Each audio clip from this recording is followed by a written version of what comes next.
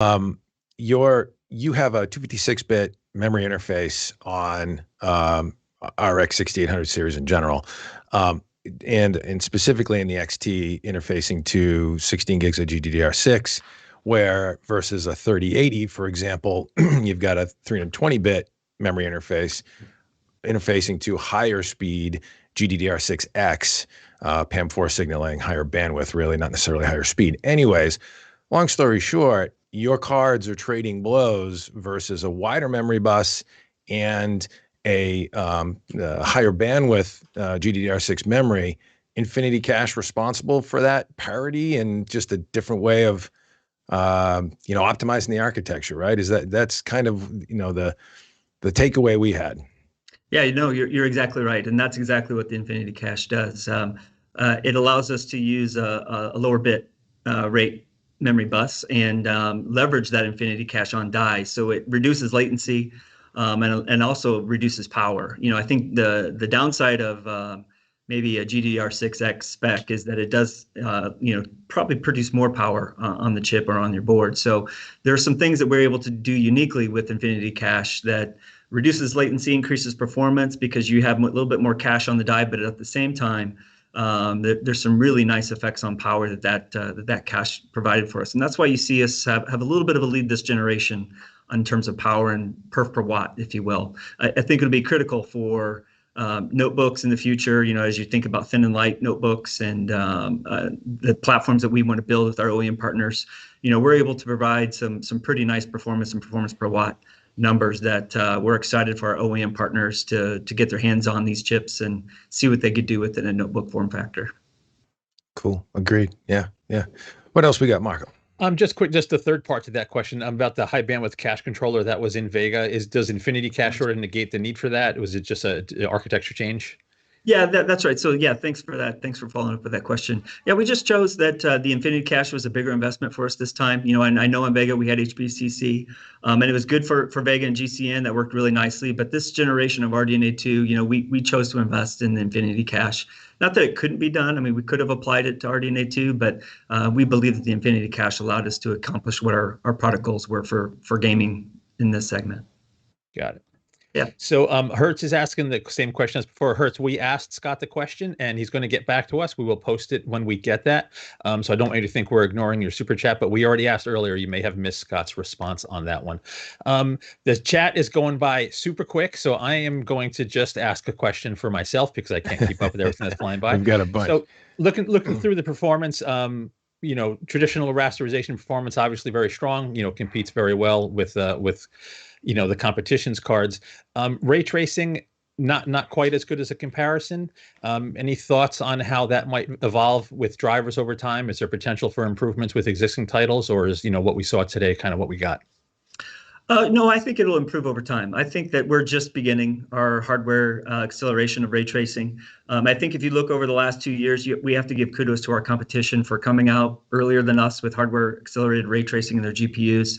And so if you're a game developer, that's all you could basically code for was NVIDIA. And now that we have our consoles that are in the market, and now that we have our hardware in the market in enthusiast space, I think from here on out, it'll be fair game to optimize for new titles and improve our ray tracing performance. And so I think it'll definitely improve over time. I think as more games launch that are cross-platform, you'll see some unique opportunities for the Radeon group and AMD to really push the performance level in ray tracing. But we're excited for ray tracing. I think I personally can't wait for Cyberpunk. I think that game looks fantastic. And I'm excited to use it with the Radeon GPU. I think that the performance you get from us in ray tracing is still pretty good. And I think that the majority of the games that are out there in the industry don't have ray tracing in them. And so I think that for the vast majority of games you'll play, frames per second is very competitive. And for those games with ray tracing that are maybe out in the market today, we're good. I think we're competitive, but I think going forward, you'll see us even compete even broader as we work with our game development partners and bring them up on the 6000 series GPUs and of course, leveraging our console relationships that are just starting now. Got it. And in staying on the somewhat related to ray tracing, during the briefings for our DNA2 in these cards, you guys mentioned that you were working on a a scaling and sharpening super resolution kind of feature similar to DLSS. Any update on that progress? We know it wasn't going to be ready quite at launch. Any update you can give on that? Yeah, let me talk a little bit about that. And the reason why we didn't really talk about that much is we're not ready to discuss the details of that yet, because our goal is a little bit opposite of our competitors. Our goal is we want it to work across everything. Our game developer partners, all the game development partners, and including our console partners, they're just begging us not to create multiple APIs that are vendor specific and or game implementation only. And so, they don't want to go in game by game, and they don't want to, code for us and then code for our competitors. It just really slows down the industry. And so what they've asked us to do is not create a new API dedicated just for us. Do something that's open. We'll work with Intel. We'll work with our NVIDIA. We'll work with our stuff, of course. And then we're hoping to make it broad enough that we can work across platform. And that's going to take some time. We don't want a performance hit. We want really good scaling, really good high quality imagery. And so we still have some work to do there. And as soon as we get more, information that we can share with you, we would love to, and we will. But it's just going to take us a little bit more time, because the game developers over the last couple of years gave us very strong feedback. Please don't produce a proprietary API. It just doesn't do anyone any good. And it slows everybody down, and they have to spend more resources coding and debugging. And so our commitment is we will have a super resolution technology, but our commitment is to make it open, accessible for everyone. Game developers, if they choose to implement it, it'll work across everyone and be highly optimized, so that way they get the best performance, and they just need to write the code once. And so that's why you see a little bit of a pause, that we don't have it available at launch, but we're diligently working on it, putting a tremendous amount of resources on it, but it's in partnership with our console and our game developer partners. It's in partnership, not exclusive, just development inside AMD. Cool. Gotcha. I had a question for Frank on smart access memory and sort of platform optimization in general. I guess maybe, I know you can't speak about any forthcoming products specifically, but what's your vision in that space, in maybe the high level areas where AMD can bring to bear CPU, GPU optimization, whether it be smart access memory, software side, just kind of wanted to explore that a little bit more. Well, as you know, I can't announce any unannounced products right now.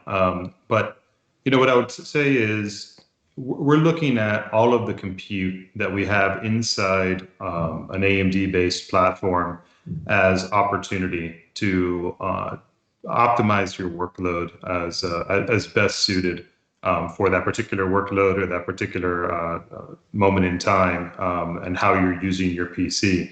So, if you think about, in the case of our notebooks, for example, you actually have two graphics cards in our notebooks. You have the graphics that's integrated into the APU, and then you have the discrete graphics card when you have a Radeon graphics card present.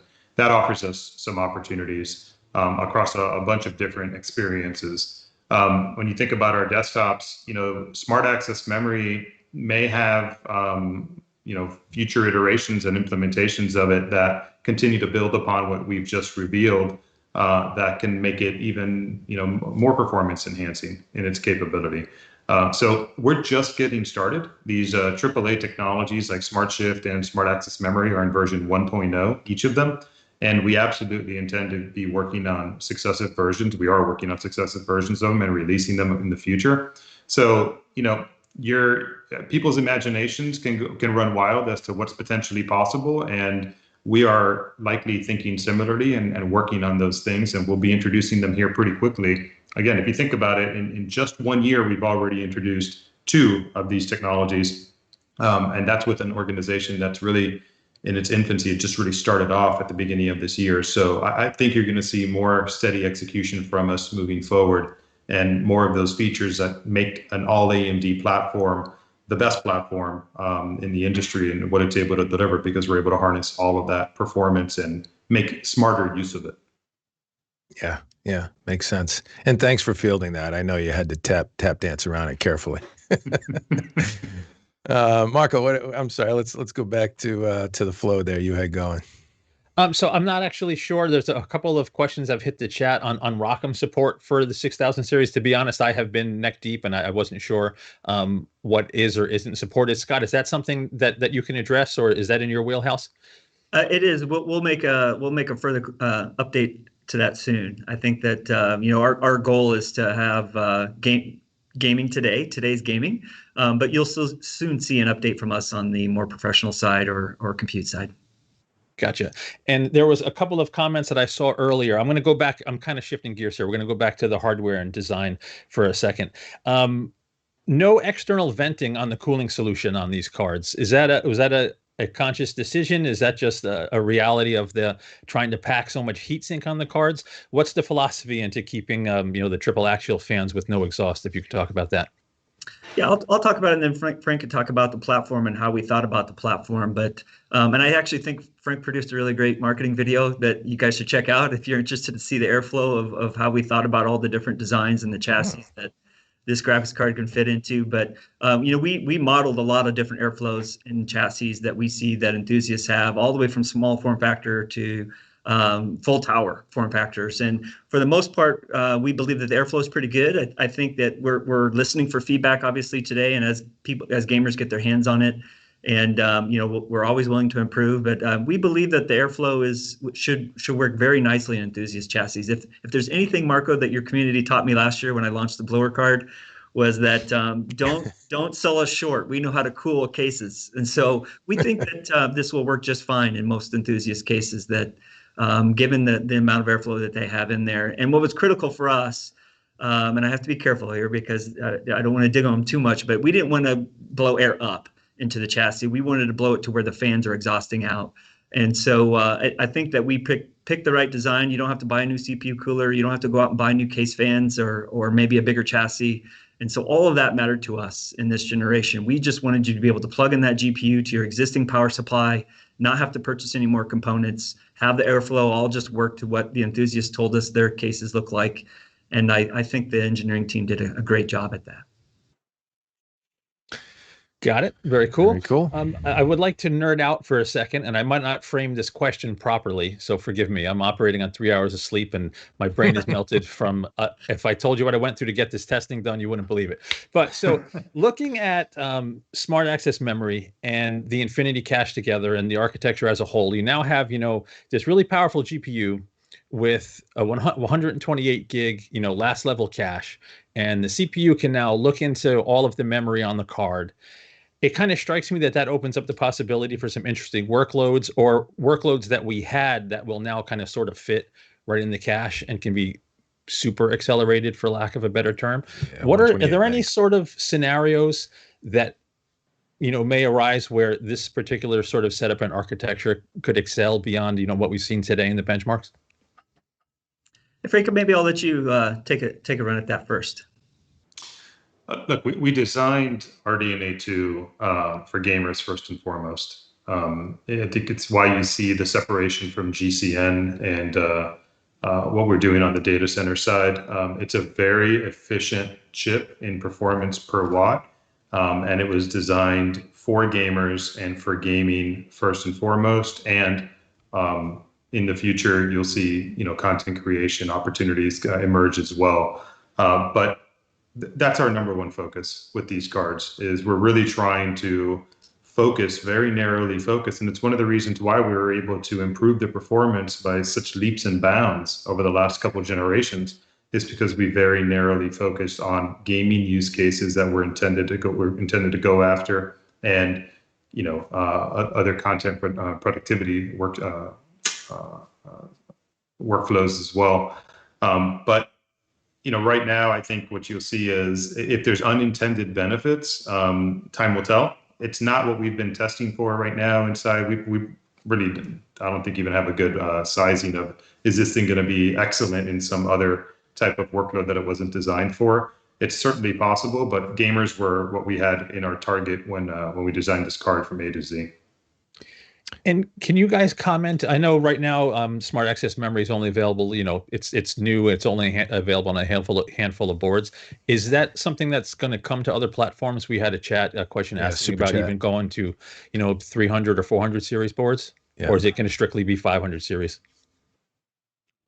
So developing the feature takes time. Like I said, there's a fair amount of validation work that has to go on and coding work that has to go on in the BIOS and the firmware and debugging work.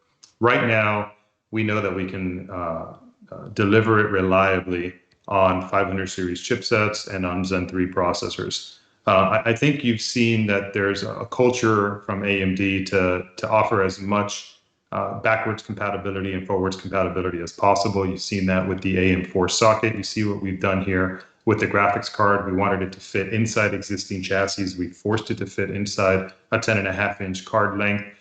That culture hasn't changed. We absolutely have, the intent of preserving as much compatibility as possible, but we honestly haven't done the work yet on other chipsets. We've had a lot of other things going on in the business, a few other, launching a CPU, launching a graphics card. There's been a few other priorities right now, but we're going to look at it and we'll see if it's going to be possible to do it with any performance uplift and with any reliability. And please stay tuned. Gotcha. Dave, I know we're running really short on time. Should we let these guys riff on stuff we probably didn't get to? Yeah, and there's also a question I would have kind of follow on to that. On the software side of the equation, or really on the, I guess what I would call the gamer environment side of the equation, what's AMD's level of commitment with respect to bringing new features and capabilities to the gaming platform? For 6000 and Radeon RX 6000 and Ryzen 5000. Any further insight you can share on the road ahead for PC gamers? We know there's lots of new experiences coming to consoles. Just, I guess, visionary sort of thoughts there. Go ahead, Scott. That's a tough one. I'm going to let you tap dance now. Yes.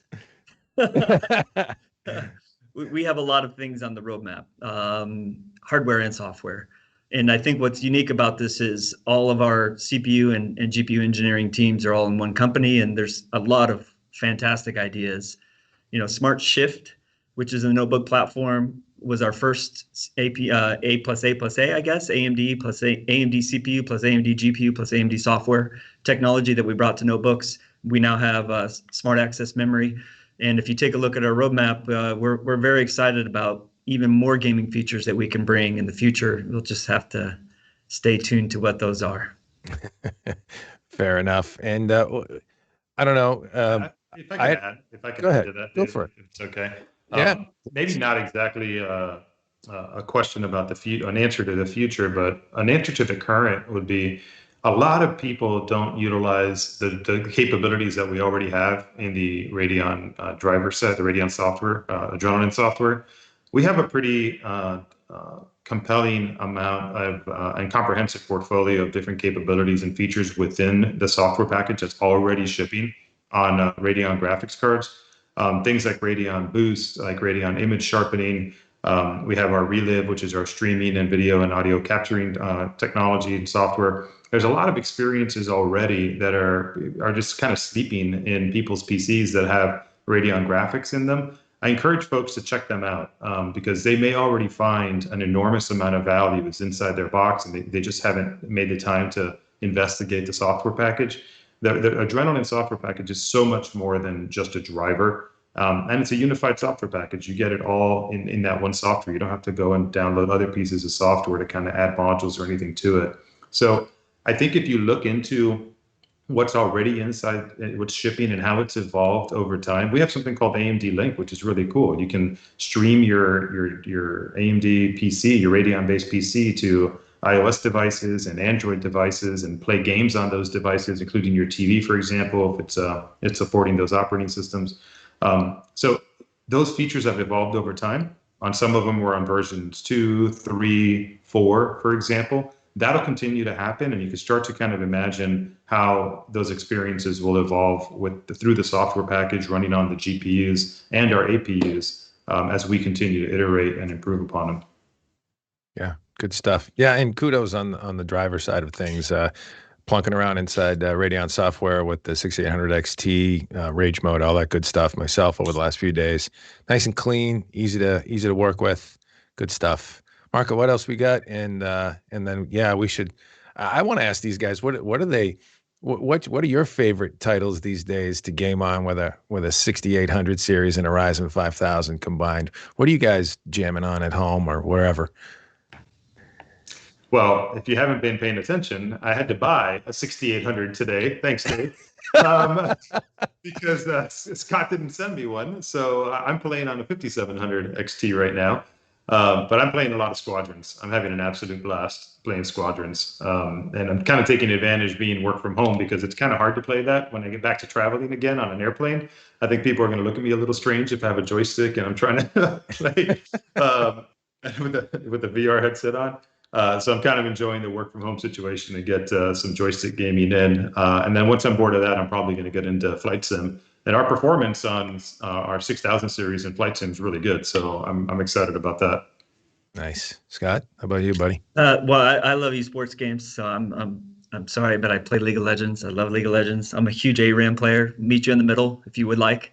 But I think the Borderlands. I'm a huge Borderlands fan as well. Division 2. Like I mentioned earlier, though, I'm looking forward to Cyberpunk. I think that I was at that Xbox event where Keanu Reeves came out, and from that moment on, I was hooked. Yeah, that was such a cool gaming moment in the history of gaming moments. But there's a lot of fantastic games coming out this year. Partner games of ours like Godfall, Dirt 5, just fantastic games that are really going to push the boundaries of visual fidelity and experiences that I think that. There's a wide range, and I think that's why you see so much excitement about purchasing GPUs from us in our competition, because people are stuck at home. You don't have anything else to spend your money on, so you want a GPU, and so now our job is to keep pumping out supply and get as much supply as we can out there, so that way people can enjoy their games. Amen. Sounds good. Marco, do we miss anything? What else? I'm sure we did, but we're over time. I know some of the guys had a hard cut, and I don't want to get these guys in trouble. They came on, they interacted with our audience, and I want to make sure they come back. So not going to push it too far. We're not going to read the mean tweets sent out my direction. That's a shame. I mean, I will. To be honest, I would love to stay live after you guys go to address some of this stuff, because it's part of it is just so silly, and part of it people don't understand how tight this industry is and the conversations that happen between people sometimes publicly, and it's. I don't know. I guess I lost the cynical thing years ago, and I just enjoy the industry. I'm psyched that there are GPUs that kick the crap out of the previous gen from both sides. And yes, it sucks that it's hard to buy them, but look at this stuff that we get to play with in the next few weeks and months as they become more available. It's like, I don't know. I don't get I get the frustration, but I don't get all the vitriol. I guess I'm soft. No, I would agree with you. You're a balanced individual, and mostly, anyways, Marco. But but I would agree with you. That's a stretch. I think the criticism is unwarranted in a lot of spots. Yeah, sure, it's incumbent upon our AMD and certainly NVIDIA and their shortages as well to deliver as best they can. But demand is demand, and I mean, the good thing is we all have something to demand now, right? I mean, before not as much competition. Now we've got some great competition and some great options in the market. Well, more GPUs are on the way, as Scott said earlier, and we want nothing more than to put a GPU in the hands of every single person that wants one. We're working very hard to make that possible, and we're going to continue to do that. So you can absolutely count on that. It's a little bit of patience. We really appreciate the support. Really, really do appreciate the support. Like I said, so many years, so many people coming together and working hard, and not just at AMD, but I mean, all of our partners that have helped make this possible, our e-tail partners, our retail partners, our AIB partners, the vendors that have helped us make these cards, and whether it be the thermal solution, the individual components. There's so many pieces that have to come together, and they have. And like anything, right? A launch has a ramp of supply, and we're in a really interesting market right now. That's a good thing for everybody, and we're going to get a card in the hands of people. It's just we need a little bit of patience, and we're working. We have our commitment. I mean, Scott hasn't slept in months, and I haven't slept much either. We're doing our absolute best. We may not be perfect, but we're certainly trying. I assure you of that. I hear Scott's working weekends and nights at the fab launching wafer starts, buddy, right? Right? I hope. Rolling I up hope your sleeves. not. I hope not. I hope not. But we have a very good supply chain team that's helping us accelerate supply. So, hey, by the way, thank you, David Marco, for giving us this opportunity. You know, we haven't been in an enthusiast GPU space in a long time, and I think that this is the new Radeon, that you're going to see us consistently execute, put out great products. I think going forward, we'll be doing launches differently. I think the industry will be doing launches differently if this is the new norm. But you know, you have our commitment to improve, and you have our commitment to continue to execute on time, and making sure that we're reacting appropriately to anything we see in the market, and getting the best products we can out to gamers. So thanks for the time, and I really do appreciate the opportunity talking to your viewers and social media channels as you propagate this through the internet. So thank you very much. Our pleasure. Thank you for joining us. Thank you for your time as well. It's been a pleasure as always. It's great to talk to you guys. And yeah, good luck moving forward. And hit the like button, mash that like button, follow, subscribe, hothardware.com, where you can find us on the web, twitter.com/hothardware, youtube.com/hothardwarevids, where you will definitely get more Radeon and Ryzen coverage guaranteed in the days ahead. Scott Herkelman and Frank Azor from AMD. Good to see you, fellas. Thanks, guys. Appreciate it. We'll chat soon. See you as well. Take care. Thanks, guys.